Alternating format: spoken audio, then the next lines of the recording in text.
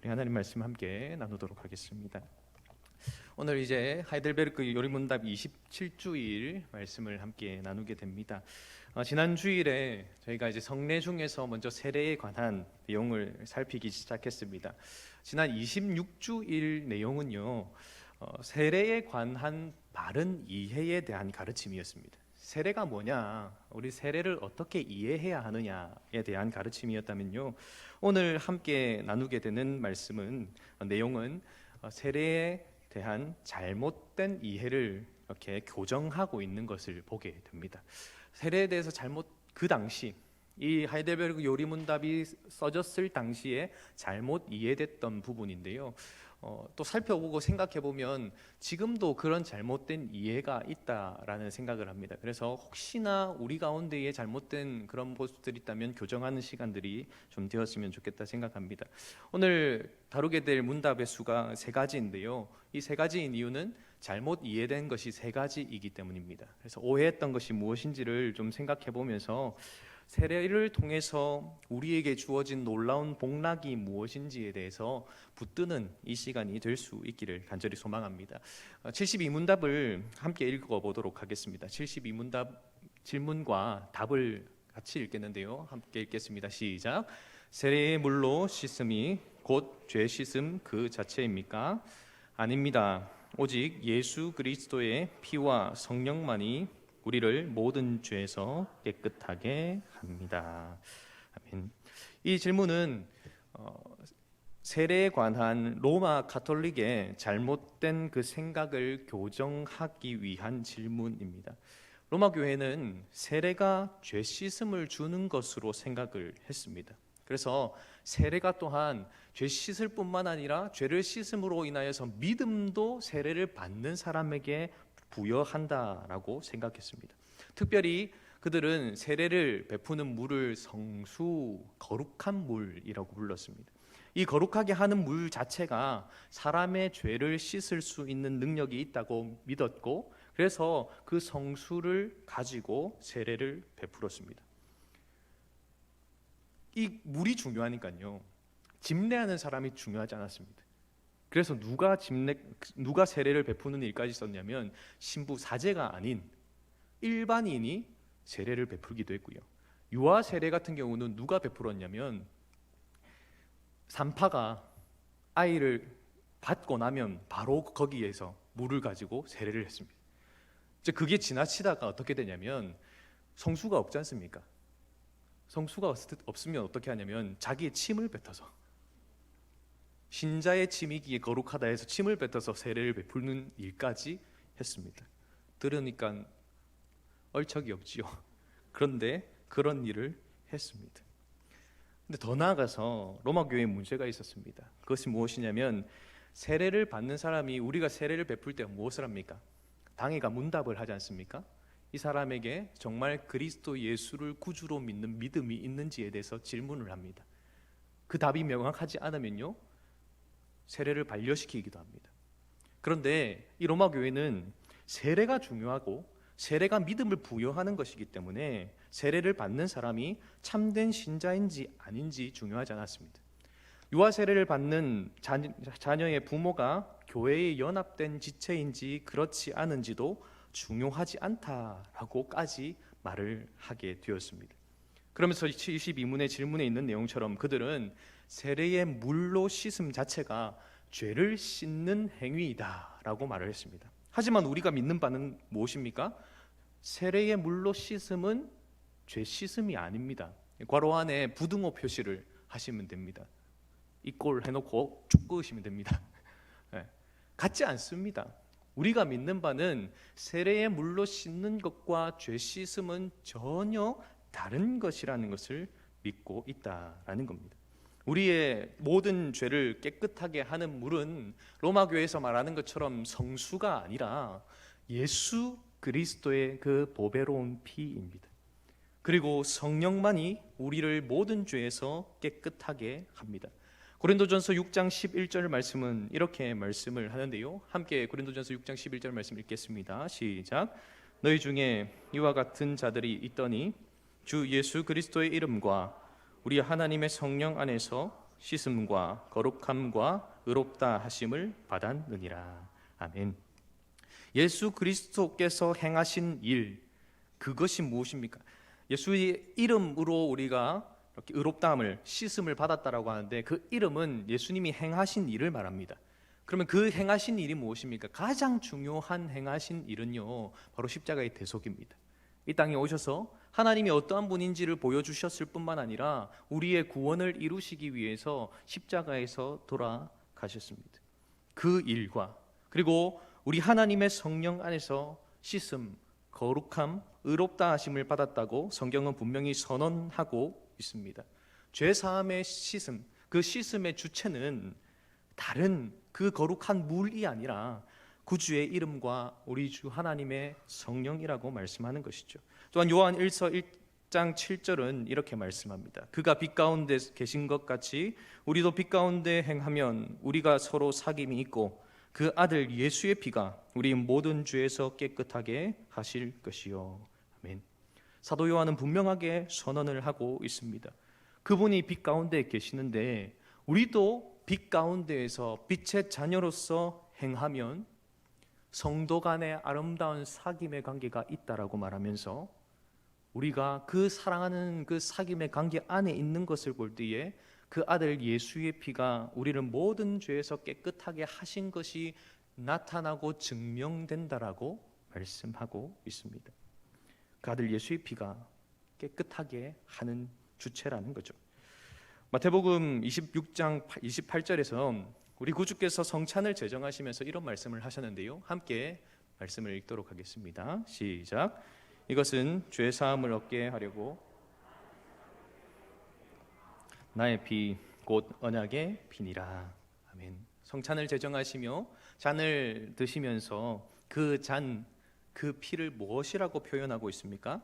죄 사함을 얻게 하기 위해서 내가 흘리는 피다, 언약의 피다라고 친히 말씀을 하고 계십니다. 주 안에서 사랑하는 성도 여러분, 우리가 죄 사함을 받는 것은 오직 예수 그리스도의 그 이름을 믿음으로, 그가 우리를 위해서 행하신 모든 것을 믿음으로 받아들이고 그분을 영접함을 통하여서 된 것인 줄 확신하기를 주님의 이름으로 축복합니다.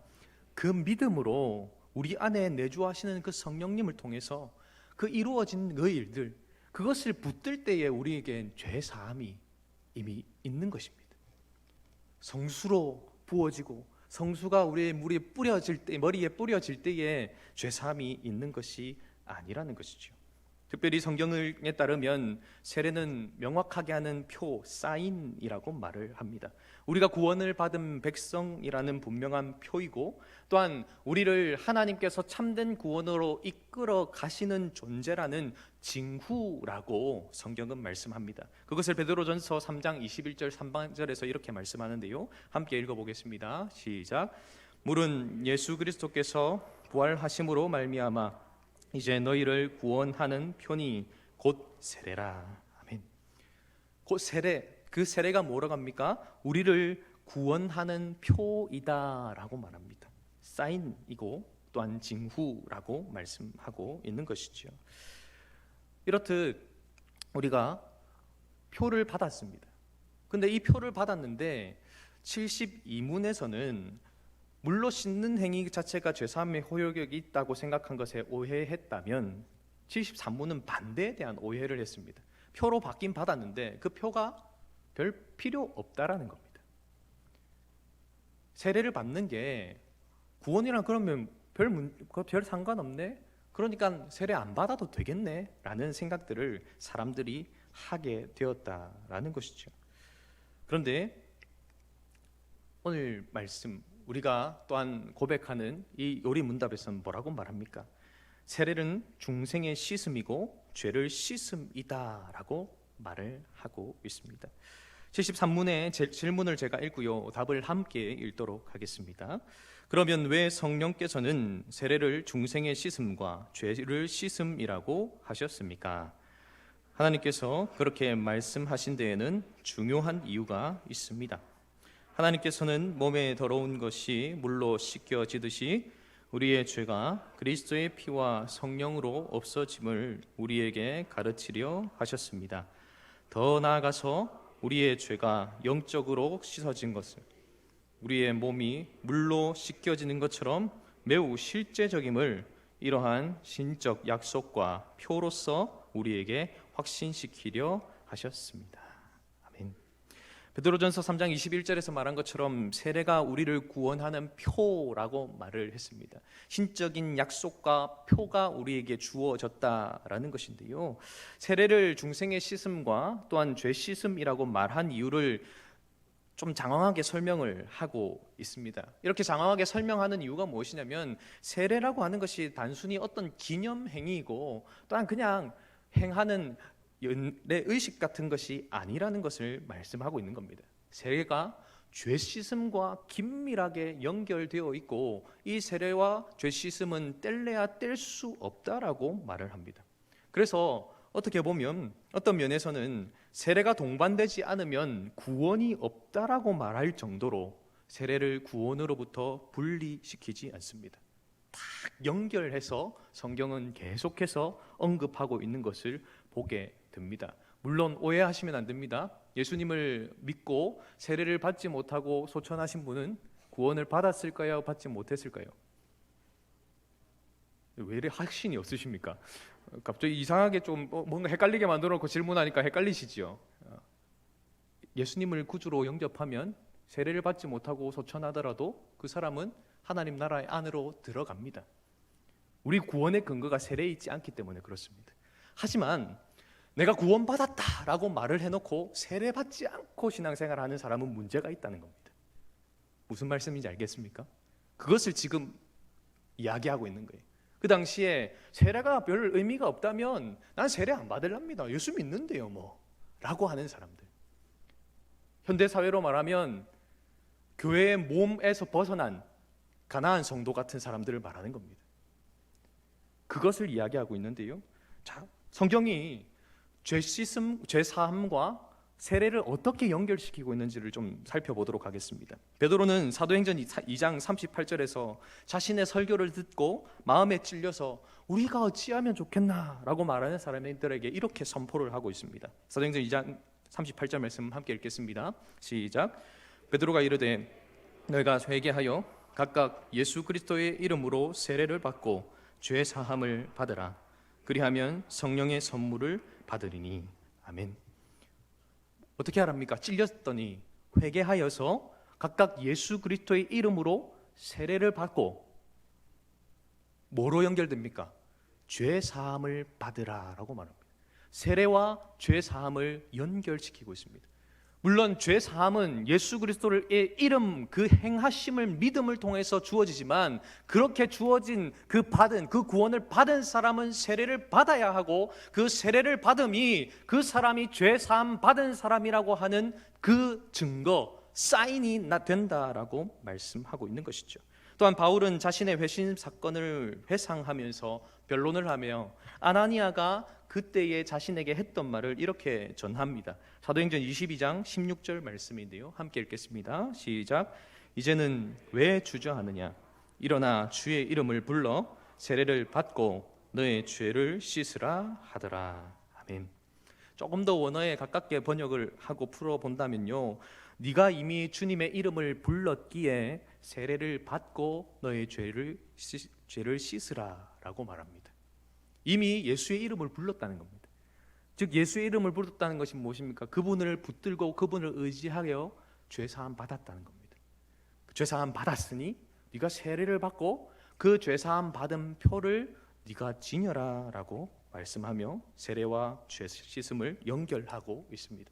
오늘 설교에 앞서서 읽었던 본문의 말씀 골로새서 2장 11절에서 12절 말씀은 이 세례라고 하는 것과 죄 사함이 얼마나 우리의 삶에 실제적인 것인지, 동떨어진 것이 아니라 연결되어 긴밀하게 작용하고 있는지를 설명을 하고 있는데요. 함께 골로새서 2장 11절에서 12절 말씀을 다시 읽어보겠습니다. 시작.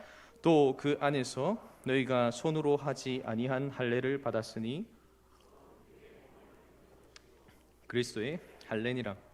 너희가 세례로 그리스도와 함께 장사되고 또 죽은 자들 가운데서 그를 일으키신 하나님의 역사를 믿음으로 말미암아 그 안에서 함께 일으키심을 받았느니라. 아멘. 오늘 본문에서 말씀하고 있는 손으로 하지 아니한 할례는 바로 세례를 말씀하고 있는 것입니다. 이 세례를 통해서 우리가 어떻게 되었다라고 말씀하고 있습니까?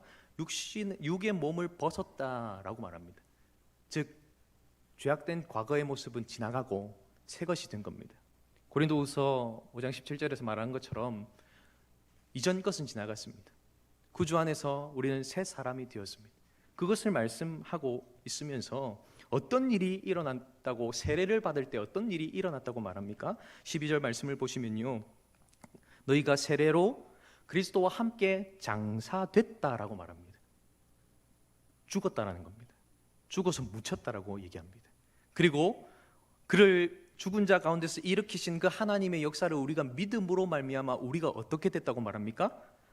그 안에서 함께, 그분과 함께 부활을 했다라고 말합니다.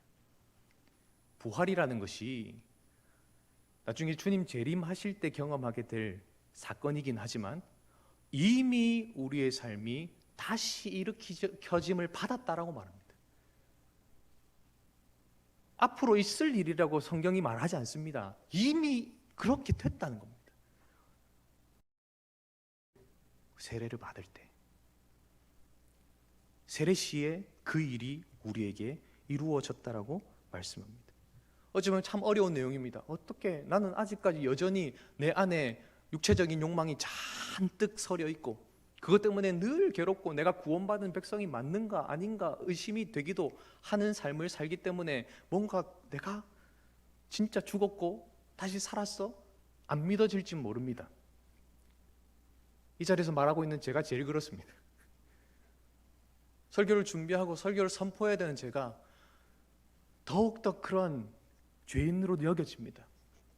하지만 성경은 말씀합니다. 네 감정을 의지하고 네 생각을 의지하고 네 생각 바라지고 있지 말고 성경이 너의 삶 가운데 이루어졌다고 선포하는 게 무엇인지를 믿으라고 말씀합니다.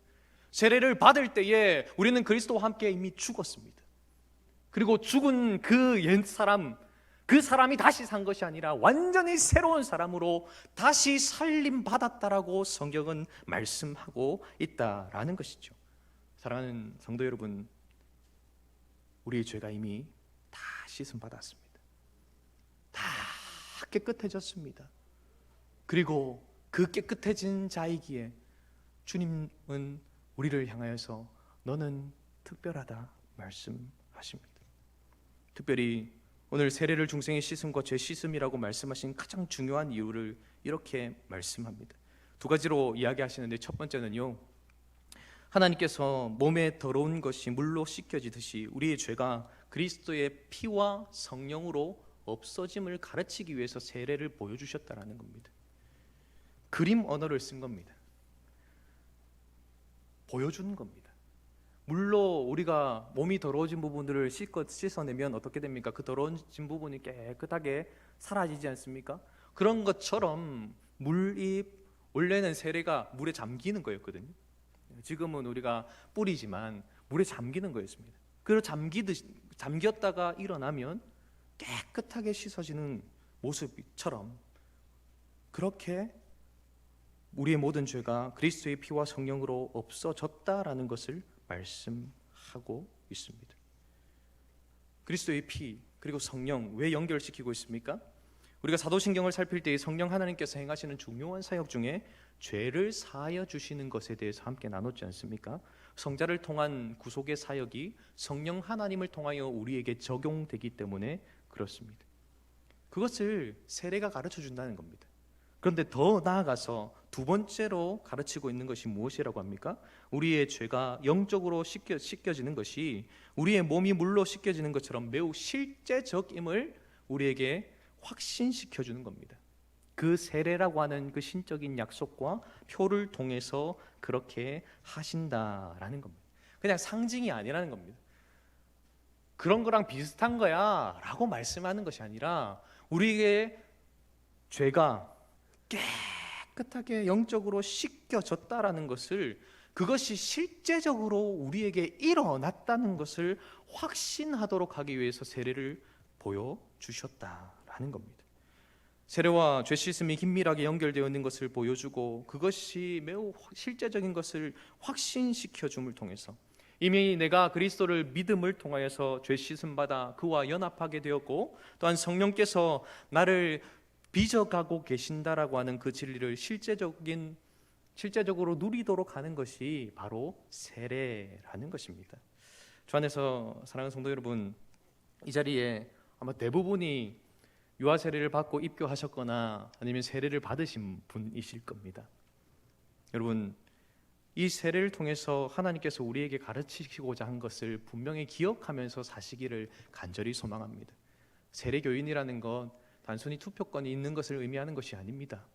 교회의 어떤 의무와 권리를 행할 수 있는 것만을 의미하는 것이 아닙니다. 하나님이 우리에게 가르쳐 주시고 싶었던 것은 네가 세례교인이냐?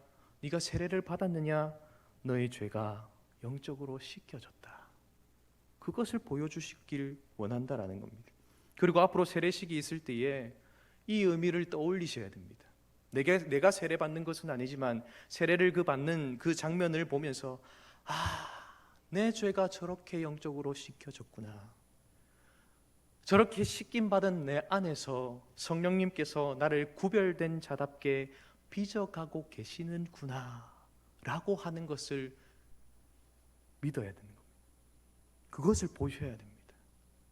담임 목사님 통화에서 성부와 성자와 성령의 이름으로 세례를 주노라라고 선포되는 그 순간 그 일이 일어났고 나에게도 그 일이 이미 일어난 사건이고 지금도 성령께서 내 안에서는 나의 구원을 이루어가고 계신다라는 것을 확신하는 시간이 세례식이 되어야 된다라는 것입니다.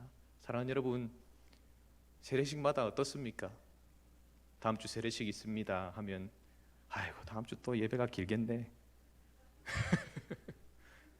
이렇게 생각하시지 않으십니까? 그게 아니라 그 시간이 기다려지고 받는 당사자뿐만 아니라 온 성도가 세례를 받은 내가 그 은혜를 다시금 기억하고 누리겠구나 생각하셔야 된다라는 겁니다. 마지막 세 번째 오해는 유아 세례에 관한 오해였습니다. 유아들은 믿음을 고백할 수 없기 때문에 세례를 베풀어서는 안 된다라는 오해가 있었습니다. 그에 관한 오해에 대해서 이렇게 질문하고 답을 합니다. 그래서 제14문의 질문을 제가 읽고요, 답을 함께 읽겠습니다. 유아들도 세례를 받아야 합니까? 그렇습니다. 그것은 유아들도 어른들과 마찬가지로 하나님의 언약과 교회에 속하였고 또 어른들 못지않게 유아들에게도 그리스도의 피에 의한 속죄와 믿음을 일으키시는 성령이 약속되었기 때문입니다. 그러므로 유아들도 언약의 표인 세례를 통하여 그리스도의 교회에 연합되고 불신자의 자녀와 구별되어야 합니다. 이런 일이 구약에서는 할례를 통하여 이루어졌으나 신약에서는 그 대신 세례가 제정되었습니다. 아멘. 세례는 죄 씻음을 확실하게 보여주는 표시이면서 또한 징후라고 말씀을 드렸습니다. 이 세례를 통해서 우리는 우리가 죄가 그리스도의 피와 성령으로 씻긴다고, 이미 씻겨졌다고 확신하게 된다는 것을 또한 말씀을 통해서 배웠습니다. 세례 자체가 죄 씻는 것은 아니지만 죄 씻음에 대한 약속이라는 것이죠. 그렇기 때문에 유아에게도 세례를 베풀어야 된다라고 말씀하고 있습니다. 그들이 죄 씻음에 대한 약속, 그 언약 분명하게 필요한 존재이기 때문에 그렇습니다. 오늘 74문에서는 유아들이 세례를 받아야 하는 이유를 두 가지로 설명을 하고 있는데요. 첫 번째 이유를 이렇게 말을 하고 있습니다. 하나님의 언약과 교회에 속한 존재이기 때문이다라는 겁니다. 그 유아들도 믿음의 가정에서 태어났다면 하나님의 언약에 속했고 하나님의 교회에 속했다라는 겁니다. 믿음의 자녀로서 유아들 하나님의 언약 안에 있습니다. 성경의 언약을 보시면 아브라함, 다윗 이런 사람들과 개인으로 맺는 것 같아 보이지만 그 언약은 대대손손 이어지는 언약임을 알 수가 있습니다. 즉 언약이라고 하는 것은 개인적인 언약을 넘어서서 공동체적인 성격을 가지고 있다라는 겁니다. 특별히 아브라함과의 언약을 맺으시면서 하나님께서는 할례라고 하는 표를 주십니다. 네가 나와 맺은 언약 그 표가 무엇이냐? 남자는 할례를 행해야 된다. 그 할례를 행한 것을 볼 때마다 네가 나와 언약 맺은 것들을 기억해야 된다라고 말씀을 하셨습니다. 그리고 그렇게 언약을 주시기 앞서서 그런데 이렇게 말씀하십니다. 창세기 17장 7절 말씀입니다. 내가 내 언약을 나와 너 및 내 대대 후손 사이에 세워서 영원한 언약을 삼고 너와 내 후손의 하나님이 되리라. 아멘. 예수 그리스도를 믿음으로 영적으로 아브라함의 자손된 우리에게 있어서 이 언약은 유효합니다. 어떤 언약입니까? 하나님께서 나의 하나님이 되신다는 겁니다. 그 창조주 여호와께서 저 옆에 집 사람의 하나님, 아니면 저 권사님의 하나님, 장로님의 하나님이 아니라, 목사님의 하나님이 아니라 나의 하나님이시다라는 것, 우리의 하나님이시라는 것, 그것이 유효하다라는 겁니다. 그 언약의 표가 구약에서는 할례였다면 지금은 세례라고 하는 것입니다. 그래서 그 세례를 통하여서 이 자녀가 이 놀라운 언약 안에 있다라는 것을 선언하게 되는 겁니다. 그래서 스스로 믿음을 고백할 수 없는 아이이지만 그 아이를 대한 부모의 고백을 통하여서 이 아이도 언약의 자손입니다. 하나님의 언약이 이 아이에게도 유효합니다라는 것을 선포한다라는 것이죠. 그리고 유아 세례를 해야 되는 이유를 교회에 속했다라고 말하지 않습니까? 이 아이가 교회에 속한 자녀임을 선언합니다. 그래서 74문 후반부의 내용을 보시면 유인물에는 당구장 표시로 되어 있습니다. 언약의 표인 세례를 통해서 그리스도의 교회의 연합이 되고 불신자의 자녀와 구별된 것을 선포해야 한다는 겁니다. 이 아이는 이미 그리스도의 교회에 연합된 존재, 거기에 붙어있는 존재 지체라는 겁니다. 그래서 교회에 못 모르고 정말 막 천둥번개고송이처럼 뛰어다니는 아이들이 있으면요, 그 아이도 누구라고요? 교회의 지체라는 겁니다. 교회에 없어서는 안 될 존재, 없어지면 그 교회를 장애가 있는 교회로 만드는 존재, 특별하고 중요한 존재라고 선언하고 있다라는 겁니다. 그리고 이 아이는 불신자와는 구별된 아이입니다 라고 선언합니다. 교회에 속한 자녀이기에 그 교회가 그 아이를 영적으로 돌본다는 것을 또한 의미하기도 합니다. 그래서 유아 세례를 할 때에 부모만 서약하지 않고 누구도 서약합니까? 성도가 함께 서약을 합니다. 두 가지 서약을 부모가 하고요, 세 번째 서약의 내용이 이렇습니다. 한번 보시죠. 이 서약을 아마 하셨을 겁니다.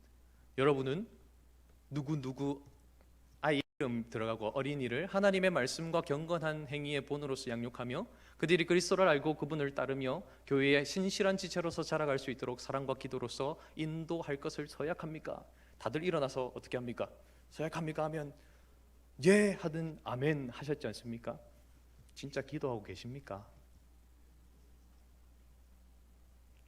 기도할 책임이 있습니다.